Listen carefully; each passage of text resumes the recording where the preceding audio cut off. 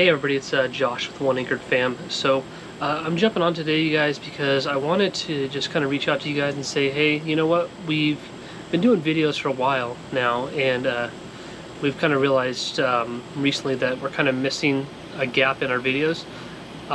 We love doing the adventure travel videos. They're super fun, but we're not really digging into the other side of things, which are the real life, like, topic specific videos when it comes to like different things, like how do we get medical insurance on the road, how do we domicile in Texas, how do the kids do school, just hitting those topics that I think we're kind of missing because we're really not covering them in detail. So Tori and I have been talking, and we decided we're going to start doing 2 videos a week starting this week.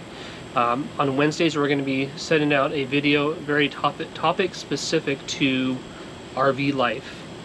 And then we're going to stay continuing with our Sunday videos where we are showing our travels and where we've been and just our experiences with our family. So I just want to let you guys know that we're going to be doing that starting this Wednesday. Same time, it's going to go out 3 p.m.